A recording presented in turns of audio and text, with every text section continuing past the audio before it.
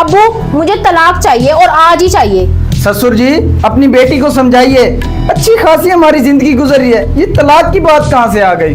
बस अब्बू मैं इस शख्स के साथ नहीं रह सकती, मुझे तलाक चाहिए और अभी चाहिए बस। अरे बेटा कोई वजह तो होगी, ये क्या बात हुई मुझे तलाक चाहिए तलाक चाहिए। शादी जो है ये कोई गुड्डी गुड्डे का खेल नहीं है, सोच समझ के रिश्ते तय होते हैं। और मुझे ये समझ नहीं आ रही कि तुम ये तलाक मांग क्यों रही हो। तुम दोनों ने अच्छी खासी अपनी पसंद की शादी की है, फिर आज इस नौबत पर क्यों। अब्बू ये मेरा आखिरी फैसला है, आप इसमें कुछ कर सकते हैं तो मुझे बताएं, वरना मैं इस मामले को खुद देखती हूँ। ससुर जी अच्छा खासा हमारा घर चल रहा था, पता नहीं इसे क्या हो गया। मैं भी यही तो सोच रहा हूँ कि अचानक से इसके जहन में तलाक वाली ख्याल क्यों आ रहे हैं। मैं तो ये हरगिज नहीं चाहता कि हम दोनों में दूरियां हों। अगर उसने फैसला कर लिया ठीक है, मैं तैयार हूँ। नहीं नहीं बेटा, थोड़ा मुझे वक्त दो, मैं उसे समझाने की कोशिश करता हूँ। अचानक से इतने बड़े फैसले नहीं किए जाते। बेटा मेरे घर के बाहर क्यों खड़ी हो, अंदर आप क्यों नहीं गई। अब्बू मैं अंदर कैसे जाती, घर वाले इतना बड़ा ताला लगा कर गए हैं घर पे। और हाँ उम्मीद है कि आपने वकील से बात कर ली होगी और हमारे तलाक के कागजात तैयार हो गए। ओ बेटा आखिर ऐसी क्या वजह है जो तू उससे तलाक लेना चाहती है, मुझे कोई थोड़ी सी वजह तो बता दो। जी जी अभी बताती हूँ आपको। हमारी जॉब कंफर्म हो सकती है लेकिन उसकी कीमत 5 लाख रुपया होगी। 5 लाख रुपए, इतने पैसे मैं कहाँ से लाऊंगी। सर मुझे तो इस कंपनी से बहुत ज़्यादा उम्मीद थी कि मेरी जॉब यहाँ पे हो जाएगी, लेकिन आपने तो इतनी ज़्यादा रकम मांग ली है। ये तो बहुत मामूली सी रकम है, और भी लाइन में बहुत सारे खड़े हैं, तुम नहीं तो कोई और सही। लेकिन सर मैं तो एक बहुत गरीब घराने से हूँ, मेरे पास तो 5,000 तक नहीं, आप 5 लाख की बात कर रहे हैं। चलो ठीक है, फिर एक और शर्त है, तुम्हें मेरे पागल भाई से शादी करनी होगी। अरे नहीं नहीं, मैं उससे शादी नहीं कर सकती, इससे अच्छा तो ये मुझे ये जॉब ही कबूल नहीं है। सोच लो, इससे तुम्हारी लाइफ सेटल हो सकती है।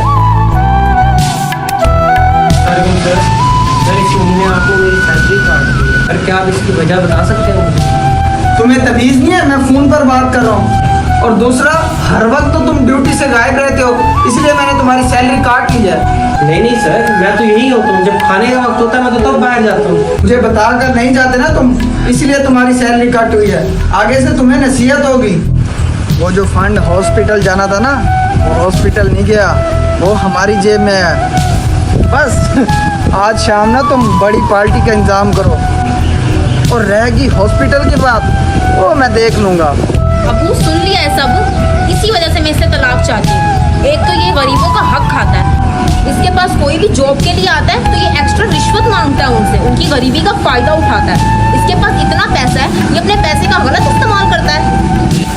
अब्बू आपने हमेशा सच्चाई और ईमानदारी के रास्ते पर चलने की तलकीन की है, और मैं ऐसे धोखेबाज इंसान के साथ जिंदगी नहीं गुजार सकती।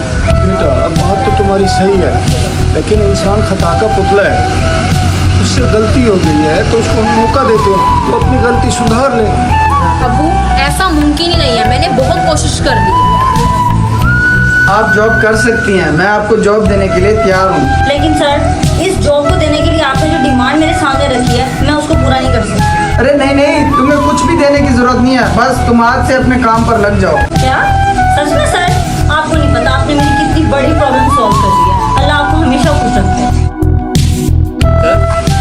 इस बारी 1 महीने की जगह 2 महीने की सैलरी आ गई है, मैं वजह पूछ सकता हूँ। हाँ हाँ, वो तुम्हारी सैलरी कट हुई थी ना, वो गलत कट हो गई थी मुझसे, इसलिए मैंने इस दफ़ा डबल कर दिया तुम्हारी सैलरी। बहुत बहुत शुक्रिया सर, आपको नहीं पता कि जब आपने मेरी सैलरी काटी थी मैंने कितनी मुश्किलों से अपना वक्त गुजारा।